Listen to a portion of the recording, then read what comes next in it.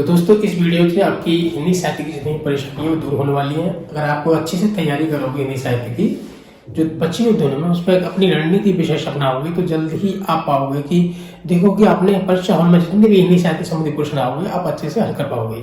तो इस वीडियो में आपको यही मिलेगा जानने के लिए कि हिंदी साहित्य के प्रश्नों को कैसे हल करें और किस प्रकार अपने कम समय में जो कम समय बचा हुआ आपके लिए उसको कैसे उपयोगी बनाएं।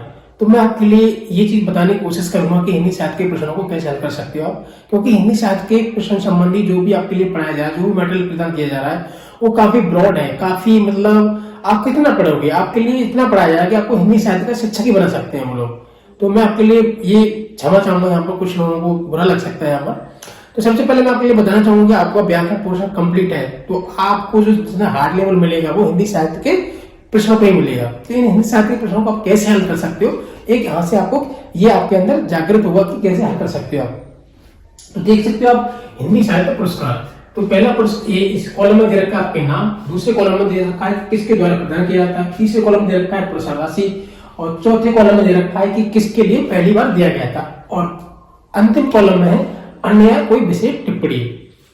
तो ये है आपका पहला, ये साहित्य पुरस्कार जो है ये सर्वोच्च पुरस्कार है, ये सबसे बड़ा पुरस्कार माना जाता है अपने साहित्य क्षेत्र में। इसका नाम है ज्ञानपीठ पुरस्कार। किसके द्वारा दिया जा सकता है, तो ये दिया जाता है भारत सरकार द्वारा, भारत सरकार के ज्ञानपीठ न्याय परिषद द्वारा। तो किसके द्वारा दिया जाता है, ये ज्ञानपीठ न्याय परिषद द्वारा। तो मैंने ये नाम लिखा नहीं है यहाँ पर, आप ऐसे इसको मैच करके पढ़ सकते हो। और पुरस्कार राशि कितनी दी जाती है, वो दी जाती है 11 लाख रुपए। प्रथम पुरस्कार जीतने वाला कौन था, तो वो थे आपके जी शंकर कुरूप। किसको मिला था, जी शंकर कुरूप को 1965 में। अब इसी पोर्शन में बात करते हैं कि हमारे काम की चीज क्या है। काम की चीज है ये सुमित्रा नंदा पंत, जैसा कि आपको नाम देख रहा हूं 1968 में इनके लिए हिंदी का प्रथम पुरस्कार मिला था ज्ञानपीठ पुरस्कार। और अगर प्रश्न हमारा हार्ड बनेगा तो कैसे बन सकता है, वो आपसे कृति का नाम पूछ सकता है कि किस कृति पे मिला था। इससे भी अगर हार्ड प्रश्न बनता है तो वो पूछेगा कि चिदंबरा किसकी विधा है, तो ये आपको आंसर देना होगा ये काव्य विधा है।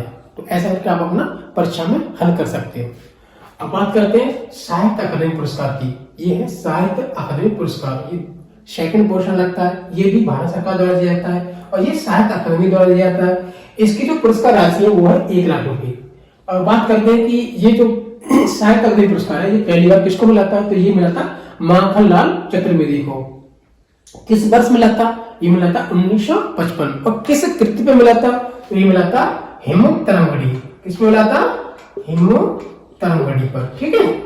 और बात करते हैं कि भाई ये अभी 2023 में किसके लिए मिला था, अंतिम जो पुरस्कार अंतिम बार जो मिला था, तो ये मिला था संजीव को। और किस कृति में मिला था, इनको मिला था मुझे पहचानो, मुझे पहचानो। इनके द्वारा ये मुझे पहचानो कृति है, ये एक उपन्यास है, क्योंकि इस पर विशेष ध्यान रखना है, क्योंकि ये जो आपकी जो कृति है ये जो 2023 का साहित्य अकादमी पुरस्कार है इसको आपको विशेष ध्यान रखना है। क्योंकि विशेष ध्यान इसलिए रखना है क्योंकि ये 2 तरह से प्रश्न बन सकता है, तो ये करंट प्रश्न है और साथ ही साथ हिंदी साहित्य में प्रश्न बन सकता है। और मुझे पहचानो किस विधा की रचना है, तो ये है आपकी उपन्यास रचना है, ये उपन्यास है आपका, क्या है चीज में, ये उपन्यास। अब बात करते हैं तीसरे पुरस्कार की, सरस्वती पुरस्कार। तो ये दिया था के बिरला फाउंडेशन द्वारा। इसकी जो अमाउंट राशि है वो है 15 लाख रुपए।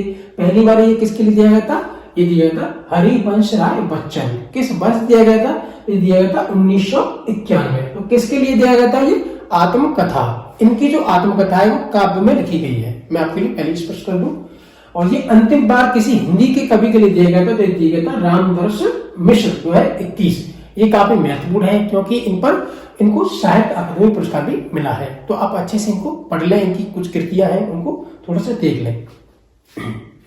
अब बात करते हैं अगले टॉपिक की, अब बात करते हैं अगले पुरस्कार की।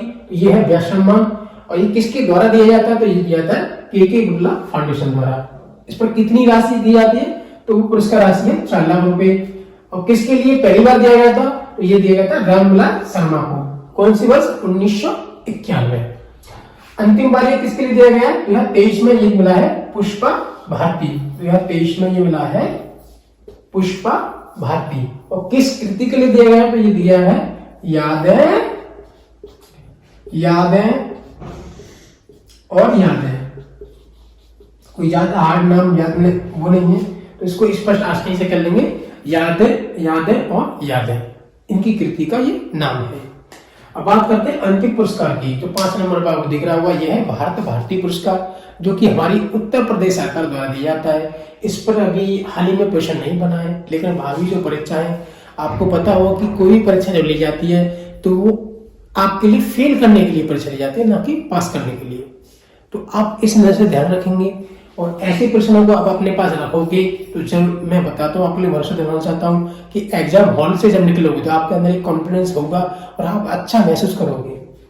भारत भारती पुरस्कार किसके द्वारा दिया जाता है, ऐसा प्रश्न बनता है तो ये दिया जाता है उत्तर प्रदेश हिंदी संस्थान लखनऊ द्वारा।